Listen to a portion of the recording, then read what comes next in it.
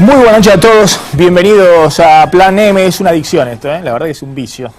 La verdad no se puede parar, Sigo jugando al Sudoku, no puedo parar de que lo vi a Vudú, ahora lo llaman el Buduco, o el Boduku, algo así, pero bueno, la verdad que uno empieza a jugar y no para. Gran enseñanza nos ha dejado el vicepresidente esta semana, un jueguito para perder el tiempo, para concentrarse y ejercitar la mente. A ver, hoy, noche de viernes, noche de picada con periodistas. En un ratito vamos a estar hablando con 4 colegas en una semana muy movida y que tiene varios temas en agenda. Por un lado, el tema económico de fondo y las preguntas que le dejaron esta semana al jefe de gabinete Capitanich desde el Senado. Y de alguna manera son las preguntas que se hacen dentro del kirchnerismo y también que circulan por parte de la oposición. ¿El gobierno devaluó como una decisión política o lo forzaron a devaluar? Y no es trivial, no es menor la respuesta, porque la otra pregunta evidente es, ¿volverá a devaluar el gobierno? ¿De qué depende que no vuelva a devaluar Cristina, Kicillof o Capitanich? Bueno, eso se juega en los próximos meses, lo vamos a charlar en un ratito. Y después hay toda una discusión política muy fuerte que se mostró de manera evidente esta semana, porque ya está lanzada la carrera del 2015. Massa impugnando el Código Penal, la reforma que propiciaba Cristina y parte de la oposición, y realineando a toda la oposición en contra, demuestra que hizo una jugada política muy fuerte, posicionándose en esa carrera al 2015, más allá de la discusión conceptual de lo que contiene, que de hecho le hemos dado durante toda la semana, en el nuevo Código Penal. Y Cristina, ratificando que va a enviar ese Código Penal al Congreso, también muestra que no quiere entregar banderas, y que si Massa le dobló la apuesta, ella va a sostener la apuesta propia, que no se quiere rendir ante los límites que le empiezan a poner en el sistema político algunos jugadores de peso en el escenario nacional. La otra novedad de la semana es Scioli jugando también con todo de cara al 2015. Es decir, Scioli que sacó a la cancha a sus economistas de cabecera, a su hermano, a Pepe Scioli, a intendentes o algunos gobernadores, clamando por la candidatura de Scioli en el 2015 y que empiezan a cruzarse incluso con algunos de los presidenciables que el kirchnerismo quiere sacar a la cancha, que Cristina da luz verde para que estén ahí haciéndole la sombra a Scioli e incomodando al gobernador de la provincia de Buenos Aires para que no tenga vía libre. Urribarri, el presidente de la Cámara de Diputados, Julián Domínguez, o incluso algún gobernador que en este momento no está en ese tablero de partida de largada hacia el 2015, como el gobernador de Salta, Juan Manuel Urtubey. Ahora, en ese contexto, Scioli está con un problema de gestión grande, como quedó demostrado en el conflicto docente. Es decir, Scioli está entre su jugada política fuerte dentro del kirchnerismo, porque se considera el candidato natural del oficialismo, y sus problemas de gestión en los próximos 20 meses, al igual que Cristina. Y vamos a hablar en un ratito también del resto de la oposición. ¿Qué pasa con Macri? ¿Y qué pasa con ese espacio del Frente Amplio Progresista, del radicalismo, que no termina de encontrar un discurso que lo posicione a nivel nacional? ¿Va a ser una alternativa totalmente opositora? ¿Va a ser una alternativa que siga conciliando con el oficialismo en algunos temas concretos? Por ejemplo, el tema de la estatización de YPF. ¿Y Macri, el opositor ideal de Cristina? Un interrogante que muchos se hacen porque son evidentes los guiños del kirchnerismo hacia el líder del PRO en los últimos tiempos. Es decir, ha habido un diálogo que desde la cúpula, desde Cristina con el propio Macri, se ha abierto en las últimas semanas y que antes se pensaba totalmente inoportuno. Es decir, nadie pensaba que a Macri le podía convenir dialogar con Cristina o a Cristina dialogar con Macri. Bueno, hoy es ese espacio en el cual Cristina encuentra mayor diálogo del que tiene, por ejemplo, con Massa o con el resto de la oposición. Vamos a discutir, ya está en nuestros estudios Pablo Wende, economista y periodista, periodista de ámbito financiero, Nacho Fidanza, el director de la política online, Jorge Sicutín, director de la revista 23, y Analía Argento, editora de política del Cronista. Me parece interesante para disparar un poco la discusión esta pregunta clave que le hizo el senador Sanz esta semana en el Congreso, en el Senado, a Jorge Capitanich, que se la pasó 12 horas debatiendo, y ese va a ser otro de los temas que vamos a abordar, si Capitanich es el último gran defensor del modelo. El hombre que hoy sale a pelear en todos los terrenos, en el terreno político, en el terreno económico, la defensa del modelo económico acá, que ha quedado bastante golpeado después de la devaluación. Pero la pregunta es muy sencilla. ¿El gobierno devaluó como decisión política o lo obligaron a devaluar? ¿La devaluación fue una decisión política o una presión de los grupos económicos? Nosotros observamos una operación que se dio precisamente a través de la empresa Shell por el banco HSBC, que estableció un sistema de cotización en el precio de la divisa que fue superior al precio de cotización de la misma. ¿Eso significa que la devaluación fue una decisión política de su gobierno? ¿Por qué tengo que responder si fue una decisión política? Porque está para responder, por sí o por no. Porque lo de las cuestiones estructurales y argumentales y todo está muy bien, pero nosotros nos conocemos bastante. ¿Sí o no? ¿Devaluaron o no? ¿O lo devaluamos el grupo económico? ¿Por qué tengo que responder? ¿Y por qué no responde las otras cosas y esta no? ¿Por qué tengo que ¿Y responder? por qué no responde esto?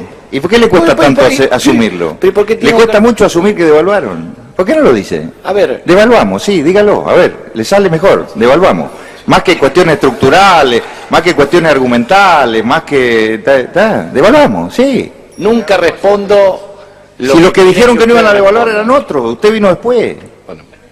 Usted vino después, está salvado. Déjenos contentos, devaluaron, sí. Pero tómela la decisión, dígala, si no se cae el mundo. Lo que quiero es que digamos las cosas de frente. Devaluaron, tomaron la decisión política. Ya está, ¿sabe qué? Me doy por satisfecho. Todas estas cosas que usted es tan certero para contestar las otras cosas, que todo este titubeo, sí, devaluaron. Vamos a la otra. Devaluamos, sí. Nunca respondo... Si los que dijeron que no iban a devaluar eran otros, usted vino después. Bueno. Usted vino después, está salvado. Bien, más allá de la chicana política, la pregunta me parece relevante en términos de lo que va a hacer el gobierno a futuro, porque ningún gobierno quiere devaluar. Menem no quería devaluar, De la Rúa no quería devaluar y Cristina no quería devaluar. Pero terminaron devaluando. La pregunta es si el gobierno toma como decisión política mantener un tipo de cambio alto como se mantuvo durante buen tiempo en la era kirchnerista. Bueno, la pregunta es si va a volver a devaluar o no. O si se clava en 8 el dólar de acá hasta fin de año o hasta el 2015 y volvés a acumular el atraso cambiario que terminó estallando en este verano. Ya estamos con Pablo Wende, les decía, gracias por venir, Pablo, periodista de ámbito, Nacho Fidanza, director de la política online, Jorge Cicutín, director de la revista 23, y Analía Argento, editora de política del Cronista. Gracias, hola, Analía, por venir. Wende, me parece que es una clave de lo que se viene, ¿no? Yo veo todo, digamos, todas estas discusiones las veo absurdas. Yo no entiendo a Sanz, que lo tiene que apretar a Capitanich, ahora lo estás pasando vos por televisión, sí. Se gana unos puntitos, gana rating, está fenómeno. Pero, lo dijiste vos recién, ningún gobierno quiere devaluar, ningún gobierno tiene como plan realizar una devaluación. La devaluación la hace el mercado.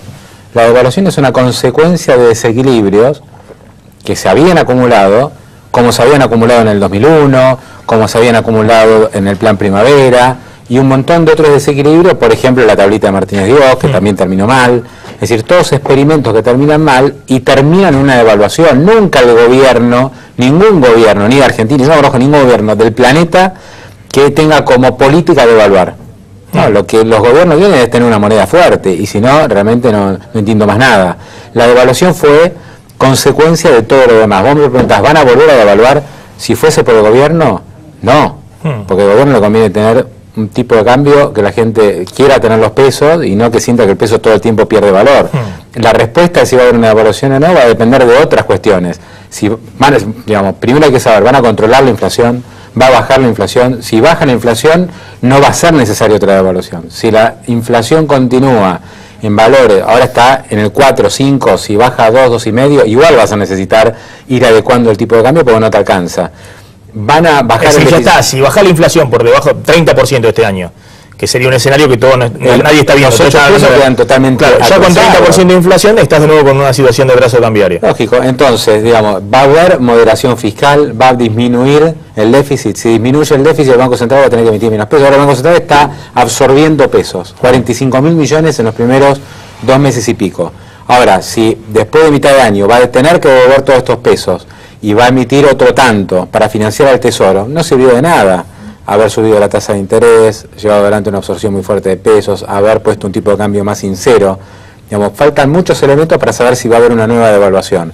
Hoy todo pinta que, digamos, si vos me decís, otra vez va a haber un salto discrecional, porque creo que cuando hablamos de devaluación, hablamos de salto discrecional. Hace mucho. Sí, un salto discreto, de un momento a otro sube exactamente fuerte. No las mini devaluaciones que se vinieron produciendo en los últimos años. Esto lo van a querer evitar. Claro. No, lo que pasa es que con las mini devaluaciones no iba la cosa, no funcionaba, hubo una corrida cambiaria que aceleró el ritmo. Yo lo que veo después de junio, van a tratar de volver al esquema de mini devaluaciones para no perder la mejora competitiva. Ahora volvemos después a esa discusión, ¿no? Pero ahí escribió Levi Yeyati, un economista muy reconocido, el miedo a flotar que existe, ¿no? Porque en otros países el dólar sube y el dólar baja. Es decir, no están todos desesperados por el dólar.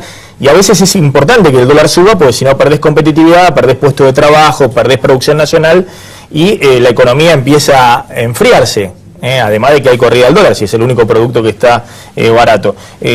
La pregunta es si el gobierno retoma el proceso, la conducción del proceso económico. Por ejemplo, en el 2009 el gobierno subió 30% el dólar, subió de 3 a 4 pesos, y nadie percibió que había perdido las riendas del proceso económico, pero era necesario subir el dólar. Ahora, me parece que también acá, coincido con lo que él señalaba, pero también hay un tema que tiene que ver con el frente externo. El gobierno apuesta mucho al tema arreglar con el Club de París, ya hizo lo del tema del CIADI, que era muy importante. El apoyo que tuvo en su momento por parte del gobierno de Estados Unidos, que está por verse cómo actúa la Corte Suprema respecto del tema de los fondos buitres, que quizás se supone que en el verano del hemisferio norte podría tomar una decisión, o con el mensaje que dio el gobierno de Obama, quizás lo patea un poco más y le da más aire al gobierno argentino. Si se concreta el arreglo del Club de París, eso va a ayudar mucho también a lo que le decía, ¿no? A mantener el tema del dólar de manera que el gobierno pueda manejarlo en los próximos meses, o por lo menos de acá a fin de año. Ana, ¿cómo estás viendo? ¿Crees que Yo desde la política. No, pero desde la política, ¿vos crees que el gobierno de alguna manera con esta estabilidad cambiaria puede tomar nuevamente las riendas de la conducción política y económica del país? Vos hablas del 2009 y a mí lo que me parece es que el contexto político y social de hoy es diferente, ¿no? Y eso es lo que está dificultando al gobierno el tomar las riendas. Sí. Estamos en un gobierno que ya está en tiempo de descuento, Cristina tiene menos de 2 años de gestión por delante, hay opositores que están creciendo como Massa, hay gente propia, tropa propia, como decías vos recién, como Daniel Scioli, que ya están empezando a despegar, que empiezan no a hablar de los temas más urticantes para el gobierno, porque los ultracá no van a hablar nunca de devaluación, ni tampoco algunos se atreven a pronunciar la palabra inflación, ¿no? Son como las 2 malas palabras que hay en el entorno de la Casa Rosada. Y me parece que como estamos en este contexto es muy difícil para el gobierno sostener, más cuando están a veces la percepción de la sociedad también, hay una sensibilidad especial, porque todo esto nos está pasando a todos, ¿no? Y entonces me parece que el colchón es diferente para el gobierno. Entonces hay menos, la gente, digamos, ya no tiene paciencia, la gente ve inflación, el sueldo no te alcanza, le cree cada vez menos al gobierno y ya están esperando que en realidad viene otro. Entonces el contexto empuja mucho también las decisiones políticas y también hace que algunas medidas sean mal vistas o mal comunicadas o que empiece a haber este nerviosismo en algunas cosas, ¿no? Cuando anunciaba Kicillof el tema de abrir un poquito el cepo, lo anunciaron mal también, ¿no? Digo, en otros momentos se hubiera aprovechado mejor un anuncio de esas características. Ahora, la pregunta es, esta semana conversamos acá en el programa con Pepe Scioli, con el hermano del gobernador, que en un momento estaba recontra opositor cuando acompañaba a De Narváez, aunque todos sospechaban también que hablaba por lo que Scioli no podía decir en plena campaña el año pasado, y hoy, esta semana, estaba muy oficialista, diciendo, miren, Cristina, todo lo que le pedimos que cambiara, cambió. Es decir, tomó nota de la elección, reconoció que la inflación era totalmente mentira en los últimos años, reconoció un índice muy alto de inflación y hay que ver qué pasa el lunes es clave, el índice de febrero. No va a estar por debajo del 3%. Bueno, no tiene que estar por debajo del 3% y algunos dicen que tendría que estar alrededor del 4%. Pero bueno, reconoció la inflación. Bueno, devaluó, no podía sostener más, subió las tasas de interés, asume el costo de enfriar la economía, está tratando de pelear una pulseada con los sindicatos para ver cómo pone un ancla en algún lado en la economía, está negociando todo el tema externo con el FMI, con el Club de París y demás. Lo que decía de alguna manera Pepe Scioli, que puede traducirse en Scioli candidato 2015, es, miren, todos los deberes que se le pedía a Cristina que hiciera con la economía, lo está haciendo. No lo dice públicamente, miren, nos equivocamos, llegamos acá y demás, pero todo lo que se le pedía de hacer, lo está implementando. ¿Coincidís con eso, Nacho? Me parece que la discusión si devaluó o no devaluó es un poco el huevo y la gallina, puede ser las dos cosas, pero me parece que lo más importante es eso, ella hizo un giro ortodoxo clarísimo, para de dónde venía, ¿no?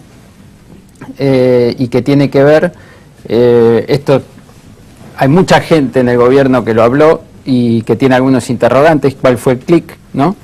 Evidentemente hubo una evaluación de que seguir como estaban podía desencadenar una crisis mucho más grave y que el costo político, frente a decir, yo no bajé las banderas, el costo político que te iba a ocasionar esa crisis iba a ser más alto que bajar algunas banderas y lograr esto, que es tiempo. Entonces yo creo que Cristina actuó como peronista, me parece que ella es peronista, o sea, toda su carrera fue en el peronismo, podés decir más en la centroizquierda, pero fue dentro del peronismo, o sea, actuó de una manera pragmática y que hay que ver eso para leer lo que puede pasar dentro de 6 meses o 4 meses o un año. Quiero decir, si tiene que volver a hacer una corrección fuerte, porque eso le da tiempo, la va a hacer. Y concretamente, y esto me lo dijo un funcionario de los más cercanos de ella la semana pasada, ella sabe dos cosas, que esto tiene un costo político alto, y lo está pagando en las encuestas, ajustar te causa daño en imagen, en intención de voto, y ha decidido hacerlo. Y la otra decisión es, dentro de los límites, no es algo que ella evidentemente hace con entusiasmo, o sea, no es López Murphy, digamos, dentro de los límites de su concepción política, entregar un gobierno lo más ordenado posible. O sea, esta idea de que ella jugaba al caos, evidentemente no es hoy la idea de Cristina. Bueno, y esto es importante, más allá de lo que han dicho, un cambio importante respecto. Yo creo que el clic lo hace Cristina. Nosotros insistíamos mucho con el tema de la caída de reservas, que cualquier economista se da cuenta que era insostenible. Creo que Néstor le dejó bien claro, algunas cosas de la economía no se las dejó clara, pero le dejó bien claro que la gobernabilidad se asocia al nivel de reserva que vos tenés en el Banco Central. Que sin reservas suficientes vos perdiste el manejo de la gobernabilidad, y me parece que eso es lo que... Perdiste fuerza, perdiste escudos como para defenderte. Sí, me parece que no aprendió en ese aspecto otras cosas, que vos también perdés gobernabilidad cuando estás 2 años con el único financiamiento de la maquinita de imprimir pesos, porque el peso no es el dólar, ni siquiera el dólar australiano o canadiense, y eso se evapora. Y es lo que pasó en los últimos 2 años. Alguien le había dicho que no, que podía el Banco Central argentino bancarse 2 años imprimiendo, por ejemplo, peso y financiando el déficit fiscal.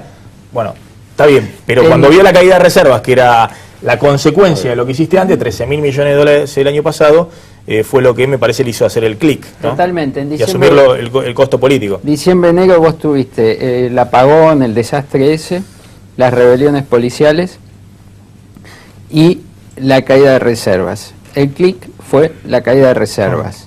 El nivel de tensión que generaba, digamos, en el núcleo de poder, ver eso día a día, y era un tobogán, fue el elemento determinante. Ahora, mirando Fíjate- para adelante, sí. Fíjate que en ese momento también se decía que Cristina no llegaba al final del mandato, estaba todo el tema de su salud, que no iba a poder retomar el mando. Hoy me parece que un poco lo que dice Ignacio se trasluce también en los gestos de ella, ¿no? Más allá de que ella ahora dosifica más su actividad desde su intervención quirúrgica, ella también, fíjate en el discurso del 1 de marzo, ¿no? Está menos combativa, más tranquila, no se pelea tanto. Sigue obviamente siendo quien es, no va a hablar de algunos temas, por ejemplo, en el discurso no habló de inseguridad, no habla de inflación y demás, pero hay un leve cambio de actitud.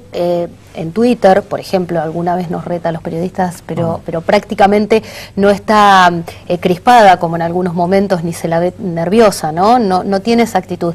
Y me parece que es coherente con esta evaluación que hace Ignacio, ¿no? De que ella sabe que no quiere caos, que se quiere ir entregando el mando el día que le corresponde. Para ella quedar en los libros de historia, yéndose antes, sería como la peor nota para la mejor alumna, por ¿no? eso, logró quebrar esa expectativa o ese apresuramiento que tenían algunos sectores tal vez del peronismo de que Cristina no llega, digo del peronismo porque nadie cree. ¿Vos decís que no quebró? No, yo lo que digo que Están- pensar que quienes querían de alguna manera forzarla a ponerle límites muy claros, que si no se va hacia solamente el peronismo, es una visión ingenua. No, a lo que voy es hay muchos otros factores, el establishment. Uno puede decir el establishment económico, ahora ciertos sectores del establishment económico, Mañeto y demás, que podían estar apurados. Ahora, en la Argentina lo que gobiernan son los políticos.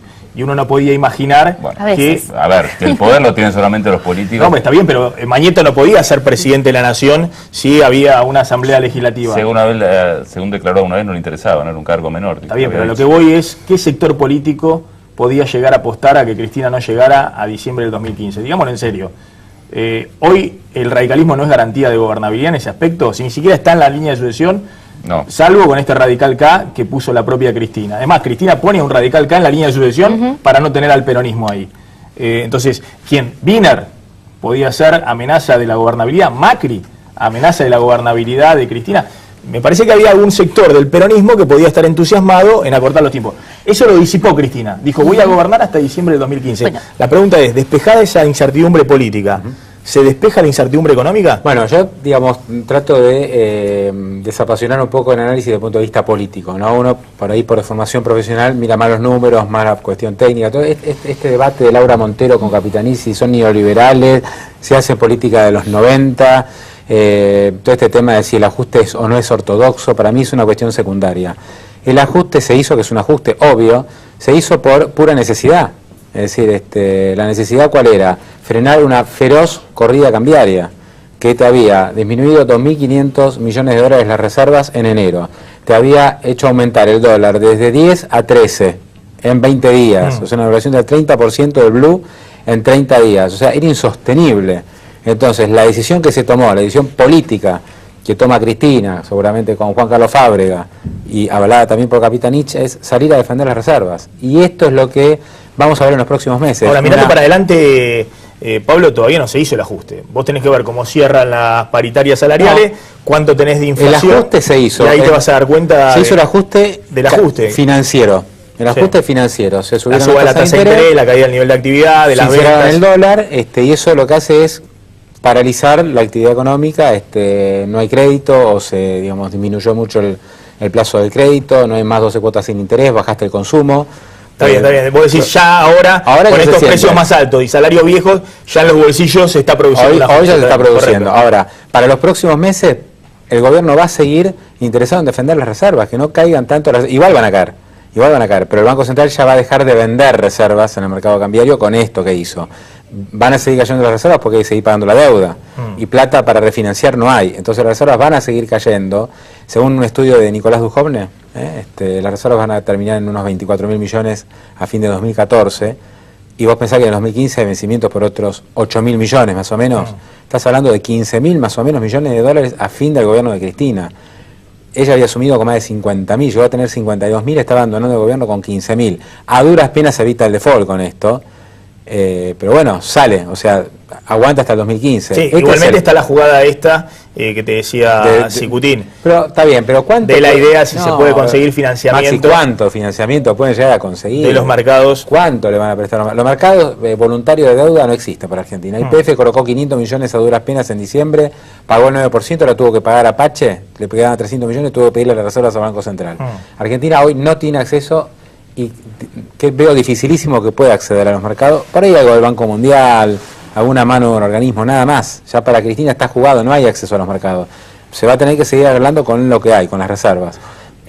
Creo que la política económica que se viene de acá hasta fin de 2015 va a girar alrededor de evitar una caída de reservas tan brutal como que tuvimos en el 2013 y en principio de 2014. Claro, acá la pregunta es, por un lado, cómo juega la política y por otro lado, cómo juega el conflicto social, porque tenés por delante tenés ver cómo cierran paritaria y ver cómo cierra la inflación. Maxi, la y contracara. También el descongelamiento de tarifas de servicios públicos, que esta semana Capitanich reconoció, van a bajar 2 puntos del PBI de subsidios. Para que tengan una idea, esos son más o menos 48.000, 50.000 millones de pesos de subsidios, fundamentalmente a la energía. Es muchísimo, son la mitad de los subsidios. Gradualmente, la pregunta es si lo van a hacer a lo largo de un año, si lo van a hacer de acá a diciembre del 2015. De cualquier manera, por ejemplo, la factura de luz en Capital y Gran Buenos Aires está muy barata, 77 o 70 pesos del bimestre en promedio, se tendría que ir a 250 pesos. Si vos eliminás la mitad de los subsidios, o 270 pesos por mes.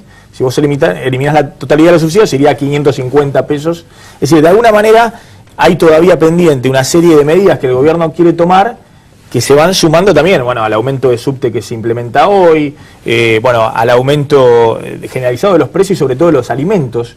Cuando hablamos de la inflación que ya está, febrero de este año, febrero del año pasado, más allá de lo que diga el INDEC el lunes, está en 30-31% de aumento de precios. En el caso de los alimentos es muy por encima de ese nivel de 30% de aumento. Entonces, una situación donde uno pregunta, y bueno, ¿y cómo cierra este año desde el punto de vista político o social? Sí, ahí va a depender también de la oposición, en gran parte. Y yo lo que veo en cuanto a la oposición, de cómo está jugando, creo que también está en una situación muy compleja. Te saco un poco del tema, pero creo que lo que ocurrió con la discusión del Código Penal pinta a esta oposición. Una oposición que sobre todo por el lado del macrismo y del radicalismo hicieron una de las demostraciones de cobardía política más importante de la que se registra en los últimos años. El papelón, cómo entregaron a sus mejores hombres, por decirlo de una manera, el macrismo entregó a Pinedo, el radicalismo entregó a Gil Lavedra, con el tema, con la discusión. ¿Por qué? Porque los primerió Massa. Massa salió con una serie de críticas hacia el Código Penal, que ellos no la pudieron bancar directamente. Los descolocó totalmente. Los descolocó totalmente. Y ahí muestra algo que uno podría decir, ¿y hacia el futuro qué? En el sentido, a ver, si no pueden soportar, ni siquiera siendo poder, no pueden soportar desde la oposición la menor apretada de este tipo, cuando sean poder, ¿qué? Si son poder, ¿qué? Cuando venga un problema desde un frente externo, desde el propio grupos económicos importantes, ¿qué se van a actuar? ¿Van a actuar de la misma manera? Verdaderamente lo que está demostrando la oposición con esto, que también lo pinta Massa, ¿no? Porque verdaderamente algunas de las críticas que hace utilizando demagogia, agitando fantasmas, que verdaderamente con cosas que después tira números que después no los puede justificar de alguna manera. 5.000, 10.000 detenidos que tendrían que salir, digamos, después no los puede justificar porque tira por tirar. Mostró un gran reflejo político, pero después no lo puede, en los papeles no lo puede justificar. Esto lo que está marcando también que frente a este tipo de problemas, como también el económico, la oposición ahora, cuando falta un año y medio para las elecciones prácticamente, también tiene la pelota a ellos y no le están sabiendo jugar. Ahora, la pregunta ahí, Chico, y se lo pregunto también a Analía, es, más allá del debate conceptual por el Código Penal, ¿no? Perdóname, no se discutió el Código Penal, sino algunos puntos del Código. Más allá de esa discusión, de un lado Zaffaroni, la Academia, Pinedo y Ricardo Gil Lavedra, y del otro lado Massa liderando la rebelión del sistema político, si se quiere. El tema es cómo reordena eso el escenario político, porque algo que siempre se dijo del kirchnerismo es que jugaba muy fuerte. Es decir, que siempre salía a cortarte al medio y jugaba fuerte, apostaba. Más allá de Kirchner diciendo, miren que volvemos a la crisis del 2001, los fantasmas de acá, los fantasmas de allá. Bueno, Massa demostró que juega fuerte. Es decir, que sabe... y es la posición más cómoda. Claro, la pregunta es, ¿le suma, le resta? Porque cuando yo veo ante la sociedad, de un lado Zaffaroni, la academia y demás discutiendo el Código Penal, y del otro lado tenés todo el sistema político, vos preguntale hoy a los intendentes del Gran Buenos Aires, de qué lado están respecto a la discusión del Código Penal, o qué hacer con la gendarmería en el Gran Buenos Aires, o qué hacer con la policía, y los tipos no están en las discusiones de cómo vamos a hacer con la reforma del Código Penal, están en la discusión de qué hacemos para gobernar hoy, donde están todas las prioridades económicas, pero también está todo el tema de la inseguridad como principal prioridad. A mí lo que me parece que la posición de Massa, como muchas veces la de Elisa Carrió, es la más cómoda en el sentido de que podés plantarte en la vereda exactamente en el lugar de enfrente y decir lo que el ciudadano común por ahí demanda, ¿no? Me robaron, lo hablábamos fuera de cámara, cárcel, pena de muerte, lo que sea, digo, la justicia del ojo, la ley del talión, ¿no?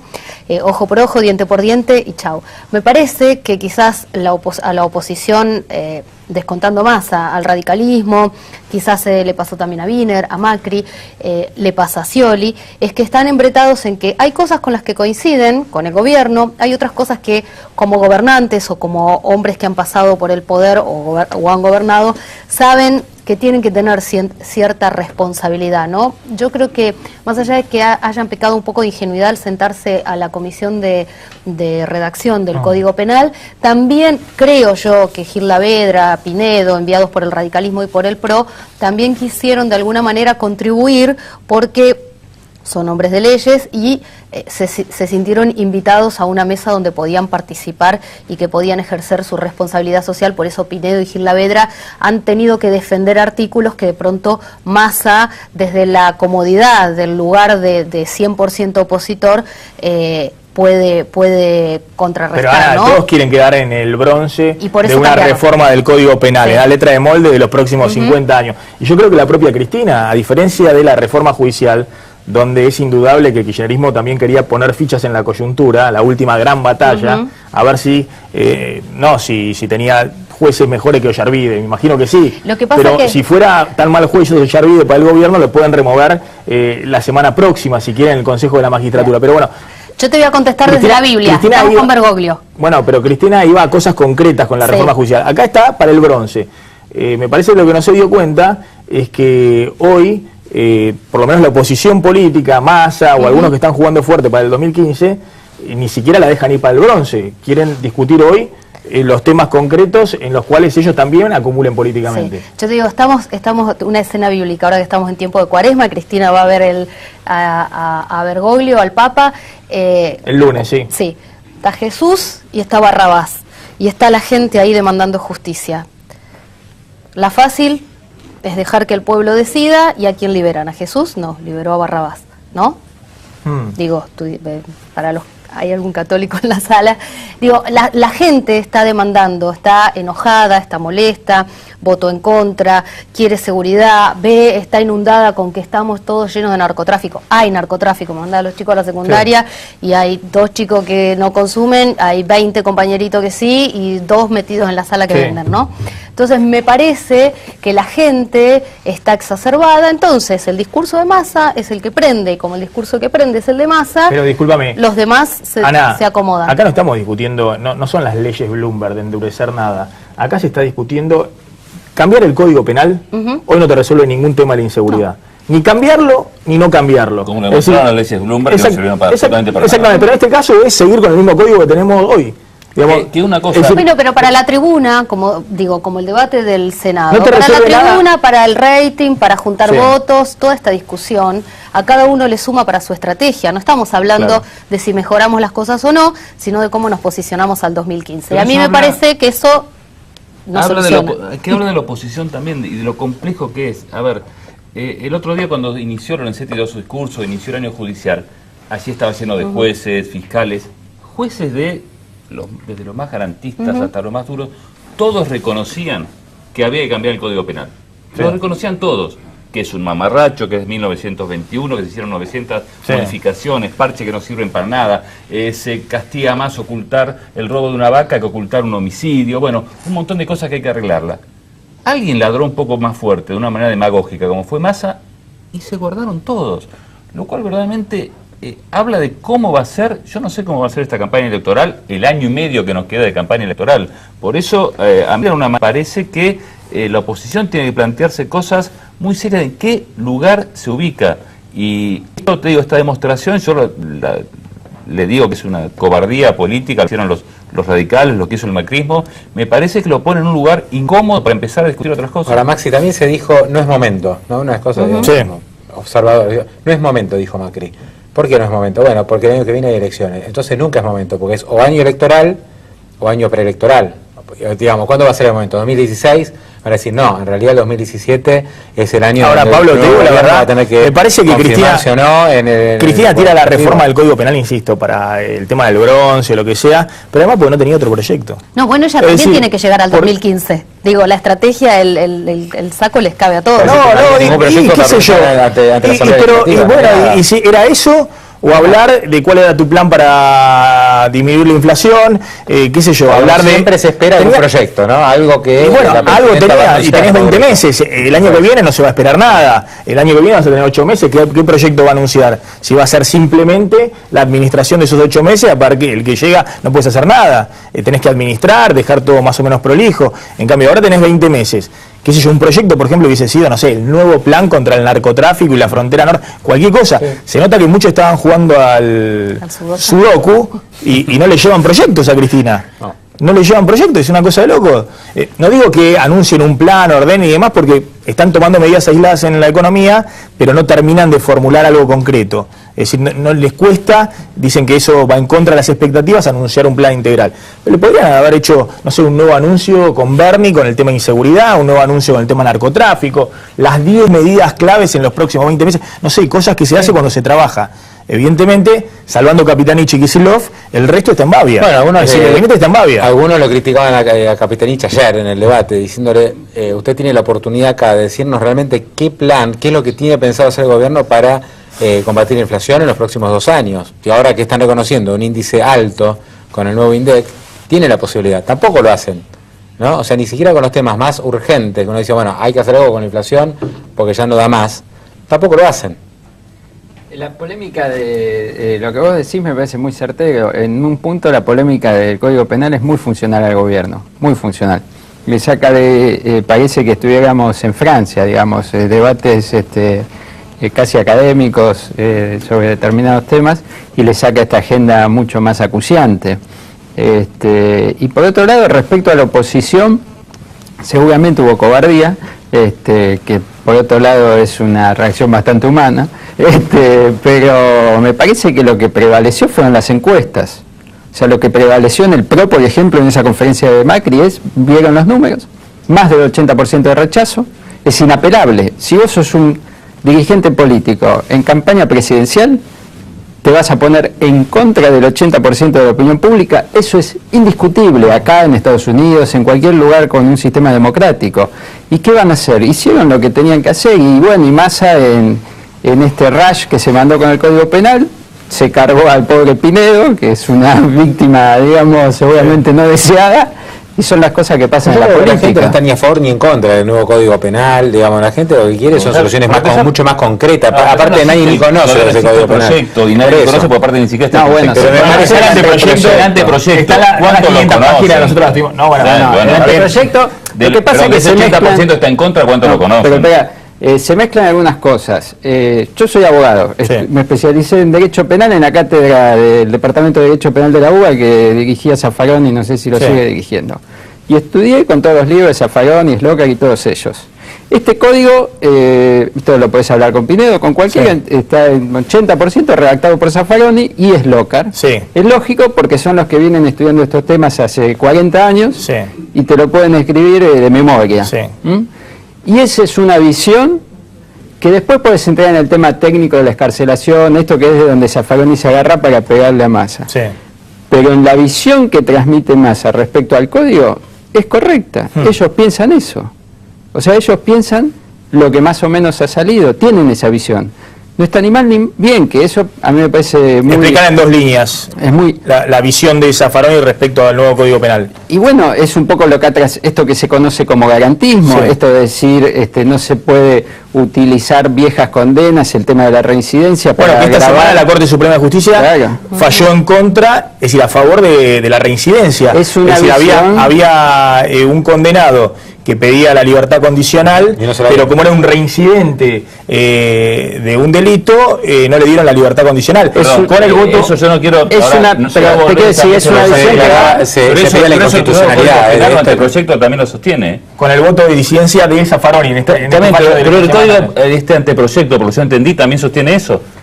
O sea, no es que digamos, la reincidencia se tomará en cuenta si pide el detenido salir antes. Ahora, Zaffaroni votó en contra. El voto fue en disidencia esta semana de Zaffaroni. Decía hay que no mucho tenía que pesar la misterio. reincidencia en la libertad condicional de este hombre. Hay una visión en contra de lo que se entiende como el Estado punitivo y que la mayor violencia la ejerce el Estado, es largo, ¿no? Sí, Pero más sí. o menos va por ese lado, y por otro lado tenés lo que se conoció como la política de cristales rotos o tolerancia cero, que viene de Estados Unidos, que dice todo lo contrario. Sí. A la menor falta, el máximo poder punitivo, porque eso desalienta nuevos comportamientos. Y eso es lo que está en discusión. Ahora, si más querés, allá de esa de fondo. discusión teórica, lo que vive la gente... Pero la gente está de el ese sistema lado hoy, penitenciario según las federal y encuestas. provincial es un desastre. Bueno, después, claro, después Hay vas a fuga, eso. fuga todos los días. tiene que ver eso con la el Código policía, Penal? la policía Bueno, eso es provincial y federal Obvio. es un desastre, porque ni siquiera los jueces confían en los procedimientos, tienen que pedirle a la gendarmería, que es la fuerza minoritaria. Después tenés un problema gravísimo en el Gran Buenos Aires con el narcotráfico, la gendarmería que tiene que volver a la frontera porque se volvió un colador, todo en un contexto socioeconómico que no es el país que nos contaban hace 2 años. Es un país que ha cambiado mucho en estos Por 2 eso, años. Maxi, yo creo que no es que la gente está a favor o en contra del Código Penal, está a favor de que estos temas tan urgentes que existen y que le toca a cualquiera y que le tocan a los hijos cuando van al colegio, se hable de eso. Cuando ya se observa un nuevo Código Penal, que son 500 páginas, 300 artículos, que está fenómeno y que está muy bien que se debata, pero al mismo tiempo se reclaman estas soluciones urgentes, que se reconozca el narcotráfico, que se reconozca la inseguridad, el gobierno no lo reconoce, y ahí es donde aparece el 80% que dice no estoy de acuerdo con el Código Y Penal. ahí Pero también en realidad entra la es- demagogia. ¿Cómo ingresa la demagogia? La demagogia es decir, te subo las penas, desaliento el delito y demás, cuando lo que te falla es todo el sistema de seguridad carcelaria. Pero hoy nadie y te demás. dice subirme las penas. Bueno, por eso. Sí. Y eso es lo que más encontró de interesante aquí, para no ser un nuevo Bloomberg o un nuevo de Narváez. Él no te está diciendo, mirá que yo te estoy proponiendo este paquete de leyes y arreglo el problema. Él lo que dice es, no lo toquemos. El problema sigue estando. Arreglámelo por otro lado. Claro, entonces, Arreglámelo por otro lado. Entonces ¿no? tiene un No me riesgo discutas esto menor ahora. porque la expectativa es menor. A ver, Macri, el opositor ideal para Cristina, los guiños de Cristina con el líder del PRO. Mauricio Macri sabe que en 2015 no tiene otra chance que ser candidato a presidente si quiere cruzar finalmente la General Paz. El jefe de gobierno porteño está en campaña y no lo disimula. El aumento del 31% que otorgó a los docentes en la ciudad le sirvió por partida doble. Por un lado, cerró un conflicto que podía generarle un desgaste innecesario con gremios identificados con el kirchnerismo. Pero además, logró diferenciarse rápidamente de la política del gobierno nacional de ofrecer salarios por debajo de la inflación y distinguirse de Daniel Scioli, que sigue condicionado por los maestros. Sin embargo, para el expresidente de Boca no será sencillo consolidar una alternativa de peso en las próximas presidenciales. La buena onda con Cristina Fernández no le genera votos. Y ayer hablando con el ingeniero Mauricio Macri, sí, hablo con Mauricio Macri, me llamó él.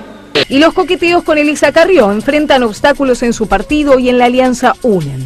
Mauricio Macri le dijo a Clarín que se sentaría a hablar de política con Lilita y volvió a elogiar su coraje para enfrentar al kirchnerismo. La posibilidad de un encuentro entre el líder del PRO y la jefa de la coalición cívica parece cada vez más cercana. Sin embargo, Carrió enfrenta la resistencia de sus principales aliados como Pino Solanas, que ya salió a aclarar que el macrismo no tiene cabida en UNEN. Por lo pronto, el gran desafío de Macri está en la provincia de Buenos Aires. Después de la alianza fallida con Sergio Massa, ahora apuesta todo a la candidatura de María Eugenia Vidal en territorio bonaerense. ¿Logrará el jefe de gobierno construir una alternativa nacional en los 20 meses de mandato que le quedan a Cristina? Está rara la política, ¿no? Porque todos están buscando su espacio Claramente la preocupación de Cristina está en el peronismo, está en Scioli, si no, no sacaría tanto candidato a la cancha. Hay candidatos a la cancha que no tienen ningún tipo de visibilidad y que obviamente tienen la luz verde de Cristina para tratar de generar una negociación con Scioli o una interna o lo que fuera. ¿Es eso o de alguna manera puede ser eso? Otra visión es, si vamos a una interna abierta, le conviene tener otros que compitan con Scioli y Scioli puede salir fortalecido de una interna. ¿Vos decís que Cristina lo quiere fortalecer a Scioli? No sé.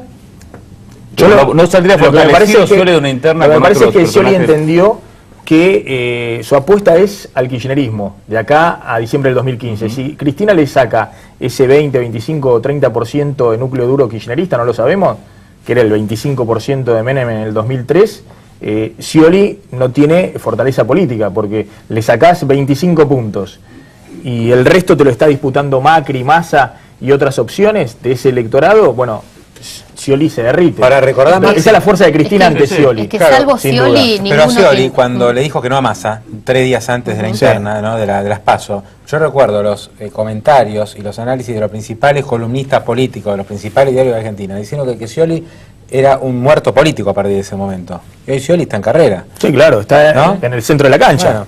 En el centro de la cancha. manera, Macri, a quien está perjudicando con su presencia es a Massa. Y por eso, ¿quién quiere levantar a Macri? ¿Es el gobierno el que quiere levantar a Macri? Cristina.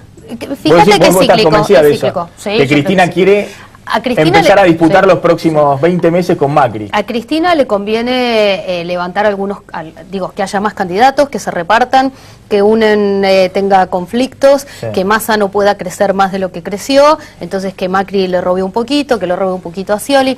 Yo no sé si ella quiere que Scioli salga fortalecido, yo lo que creo es que quieren ver si surge naturalmente otro candidato.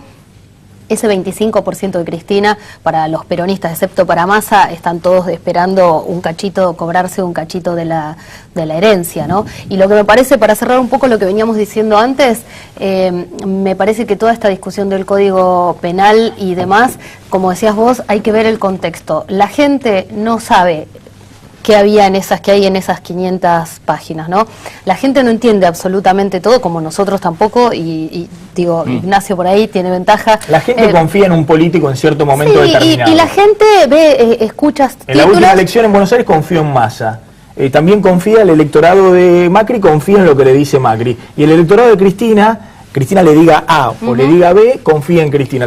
Te das cuenta por el apoyo que sigue teniendo Cristina del kirchnerismo, del electorado kirchnerista, cuando decía que no iba a devaluar y cuando devaluó, cuando decía que no iba a enfriar y cuando enfría, lo mismo la sigue acompañando. Y la gente se siente insegura porque todo el tiempo te pasan cosas vos, a un vecino, a un amigo, a un pariente, y que ve que después hay un juez de la nación que se para frente a la puerta de su casa y le dice a todos los argentinos y a todo el mundo que lo quiera escuchar que recibió un llamado de la Casa Rosada y que frenó un allanamiento. Y haya estado bien o no, lo que sea, para la gente es una bomba. La gente lo que entiende es que hay un juez, la gente simplifica.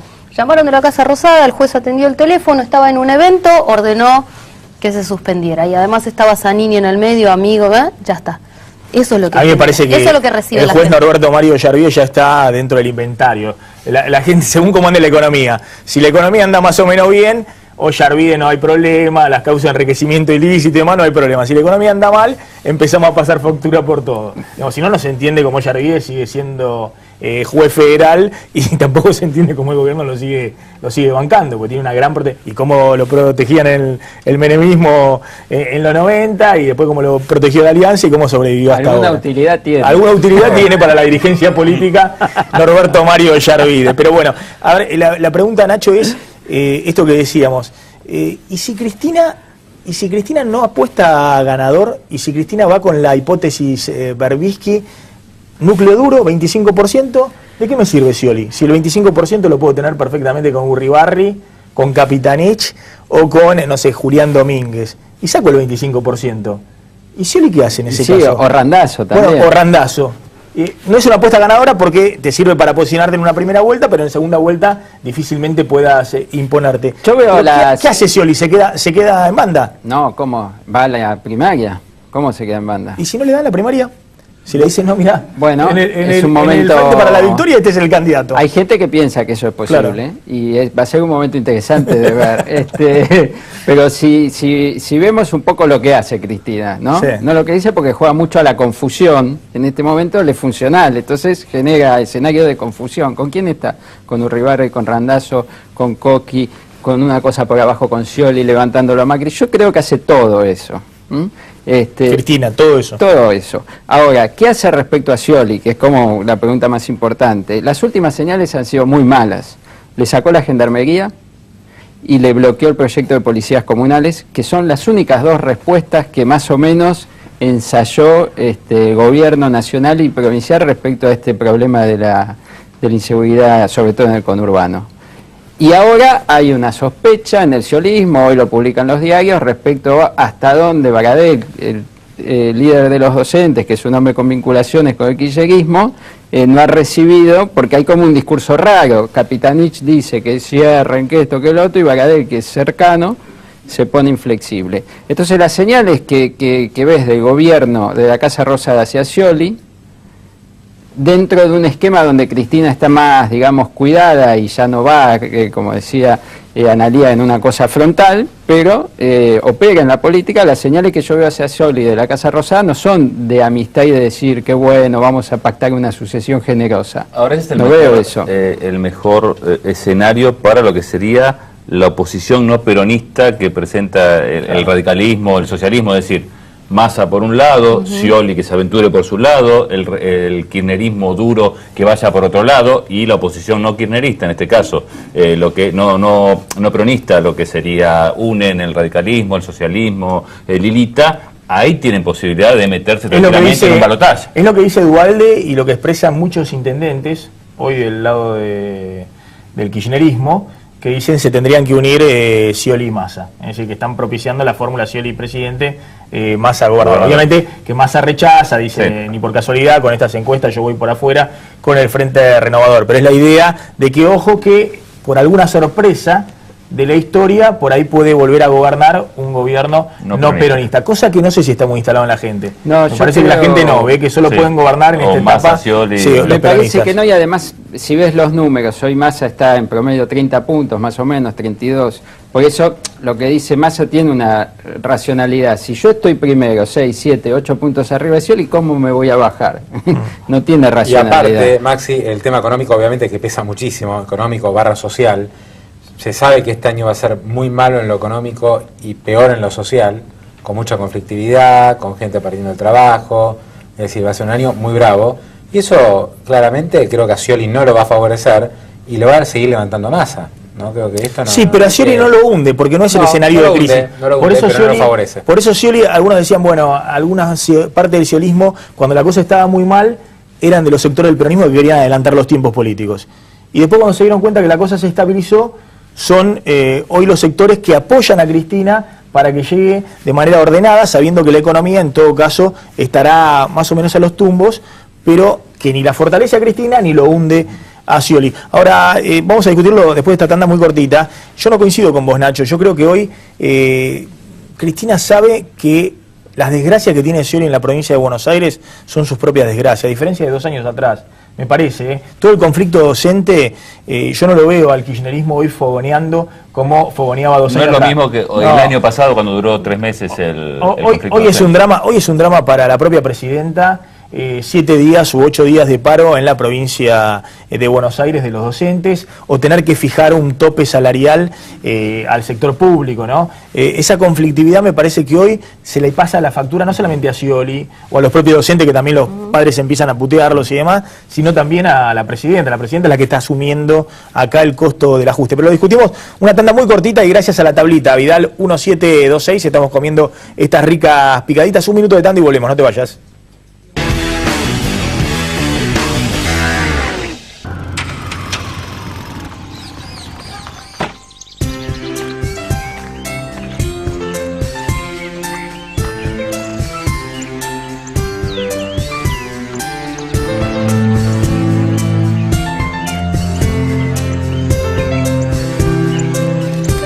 Colchones y somiers, Luna del Sur.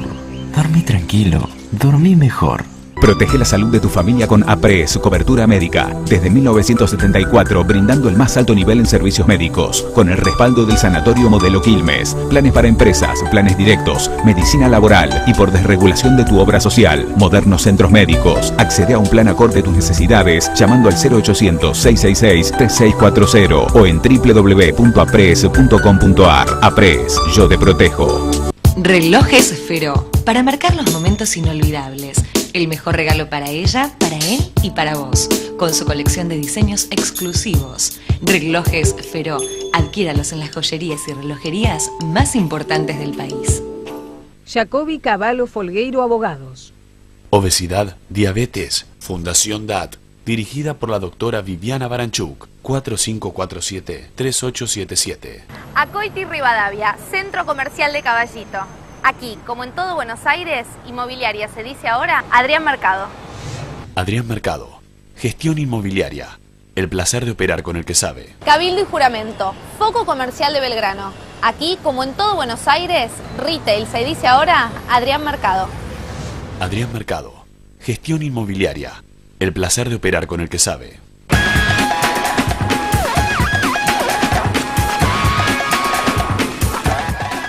Seguimos en Plan M. Hablamos, Nacho, sí, Cristina hoy se pone al frente de todo el conflicto político y social, es decir, me parece que no le pasan factura a Scioli porque no cierra o tarda en cerrar con los docentes o factura a tal o cual gobernador por el tema de la inseguridad. Me parece que a esta altura paga el gobernador, pero también la presidenta está asumiendo los costos políticos de todas estas cuestiones. Pero fíjate lo que pasó en Córdoba. Yo creo que el kirchnerismo tiene tradición de jugar fuerte y una de las herramientas para condicionar a Scioli es este conflicto docente. Vos decís, ahora paga un costo, está bien, pero dentro de una semana se cierra o mañana y él ya sufrió un costo como una persona con problemas de gestión. Entonces me parece que eso el kirchnerismo con Scioli lo ha hecho y lo sigue haciendo. Que Cristina, para mantener el poder, también necesita que Scioli la necesite. Claro. Siempre, esa es como una guerra fría, ¿no? Porque el día que Scioli despegue, hay un montón de gobernadores que están esperando y muchos dirigentes políticos que están esperando ya para alinearse ahí. Entonces es una guerra fría. ¿Qué pasó con Capitanich? Cumplió esta semana 81 conferencias de prensa todos los días, todas las mañanas. 8 y 5, pero está el tipo parado ahí. Queríamos Cada vez que hay hablar. una periodista, ya está vacía la sala de prensa de Casa de Gobierno. Él se planta ahí. Cada vez menos canales lo pasan. Creo que hay un canal de cable que lo pasa y después ya es por internet.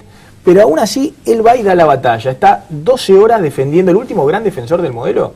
Está 12 horas defendiendo al gobierno y al modelo económico frente a los senadores. Y después la imagen contrastante de Vudú jugando al sudoku, ¿no? No porque sea algo relevante, porque Vudú se pasó ahí un ratito, estaba aburrido, pero mientras el otro estaba 12 horas sin ir al baño, defendiendo la gestión, ¿no da esta sensación? Y lo digo por el propio Vudú, por los problemas que han tenido también judiciales en los últimos 2 años.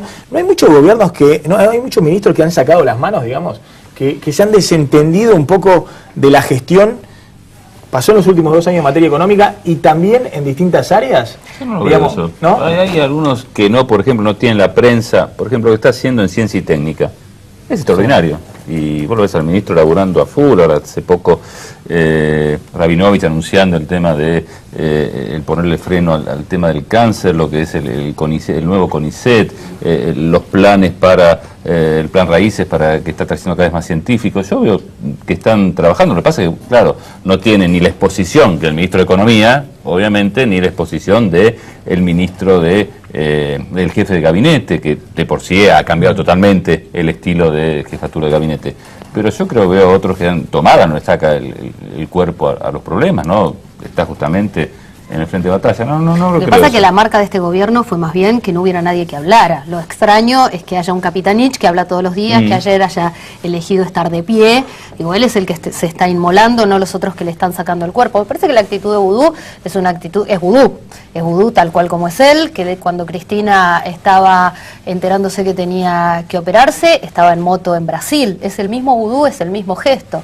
Después también hay muchos senadores que están como nosotros, senadores, diputados, legisladores, que están... No, pero digo más allá de vudú, porque hoy vudú es intrascendente desde el punto de vista político. La misma Cristina lo reconoce cuando nombra a Gerardo Zamora como presidente provisional del Senado.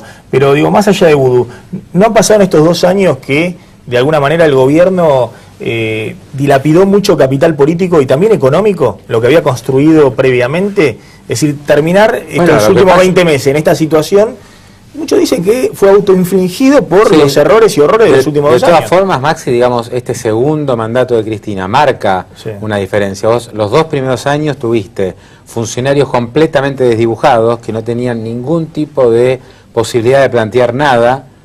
Hernán Lorenzino, caso sintomático, jefe de gabinete, que ya ni nos acordamos quién era. Sí, Abal Medina. Si vos haces una encuesta, ¿quién fue el jefe de gabinete? Al lado de Abal Medina, Vudú, Capitanich es Adenauer. Por eso, nadie...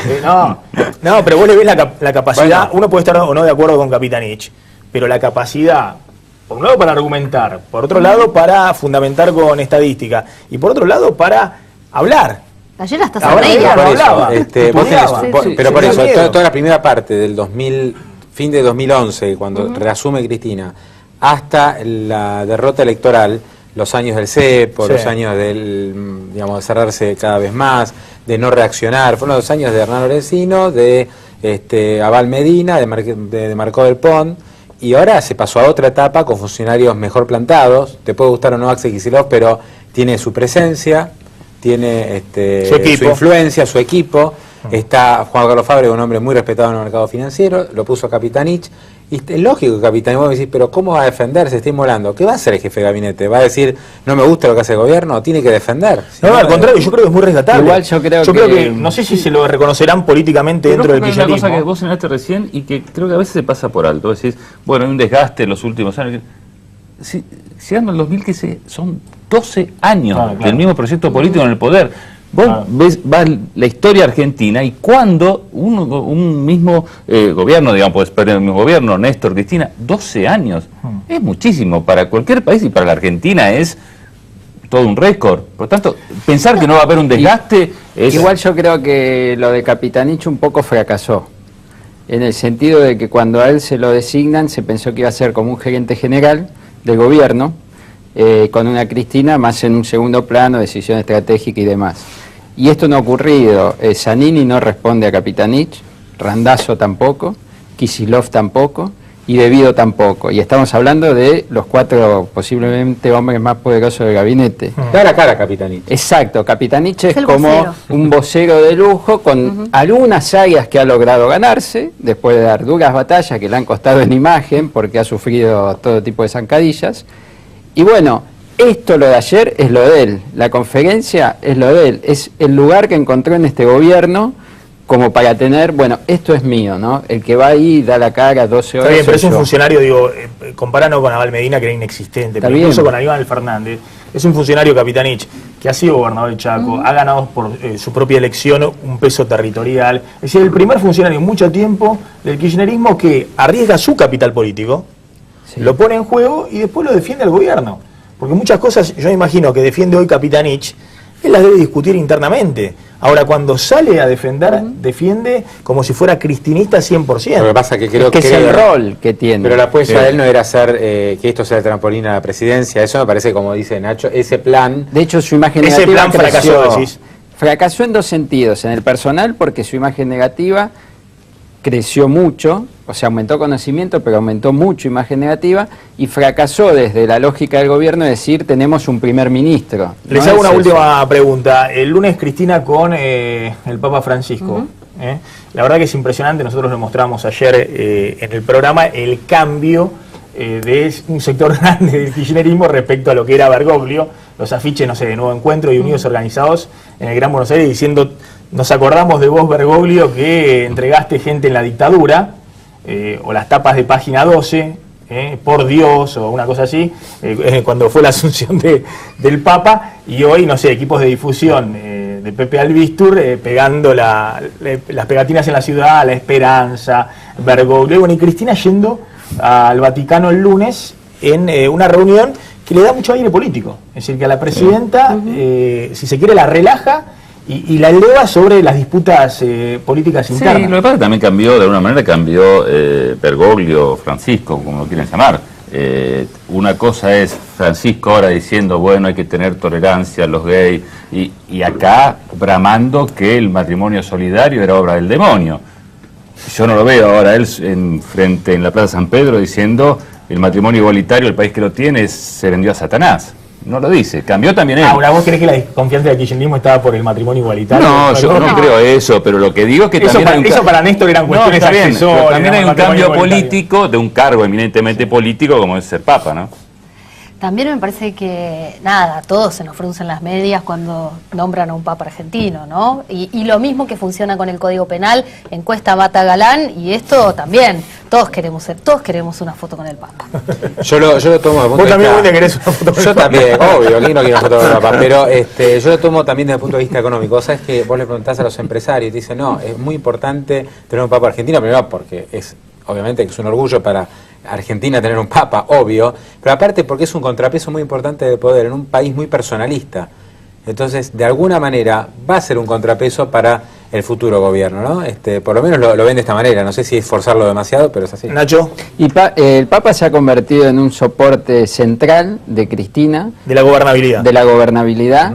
La información que tengo es que ha tenido bastante que ver con esta nueva onda de Cristina más aplacada, que un poco seguramente el lunes vuelvan a hablar de esto, como que tiene el objetivo de que Cristina termine, que es un rol desde lo político muy positivo para el país, el de este Papa.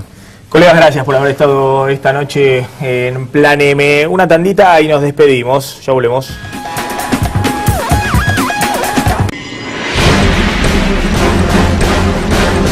La historia de un hombre que sin misericordia se convirtió en el capo de la droga más poderoso de México.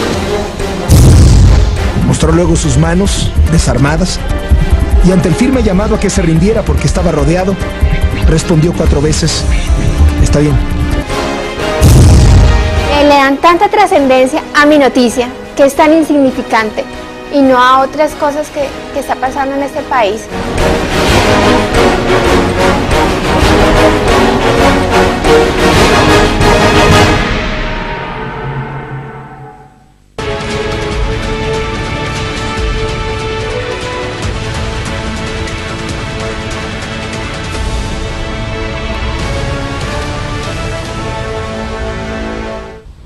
Provincianet.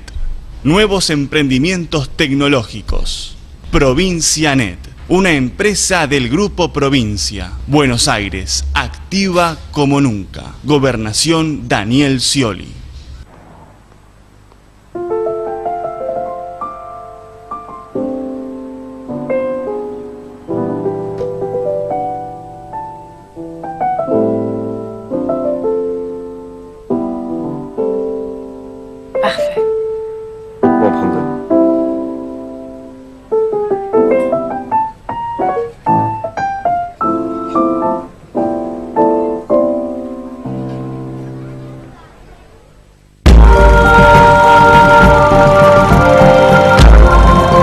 Alguien vio algo que otros no veían. Alguien puso el ojo donde otros solo miraban. Alguien vio el futuro en una bola. Alguien vio un grande en un chico.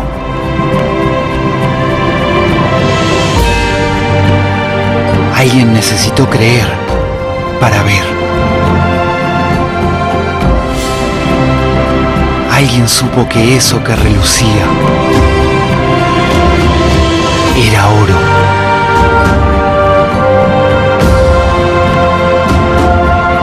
Homenaje de YPF a los que sueñan que en este suelo hay cosas maravillosas por descubrir.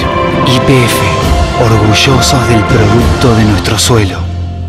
Con Telecentro disfruta de internet 10 megas Wi-Fi más telefonía, más la mejor televisión digital con más de 80 canales. Todo por solo 354 pesos final por mes. Llama ahora al 3969-2222.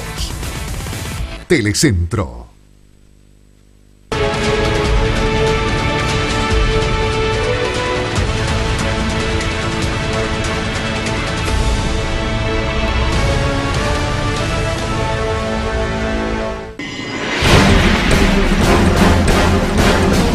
historia de un hombre que sin misericordia se convirtió en el capo de la droga más poderoso de México.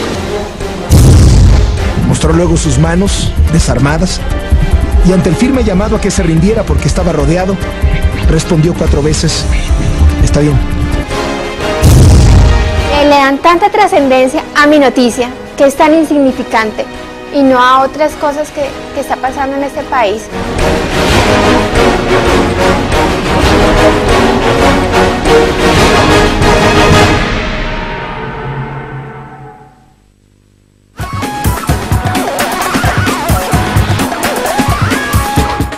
Bien, nos estamos despidiendo. Gracias Nacho Fidanza, gracias Pablo Wende, Jorge Cicutín, gracias Analía. Bueno, nos reencontramos el lunes como siempre a las 9 de la noche aquí en Plan M. Gracias a la tablita, Vidal 1726. Nos reencontramos el lunes. Tengan todos un muy buen fin de semana. Chao, pásenla bien.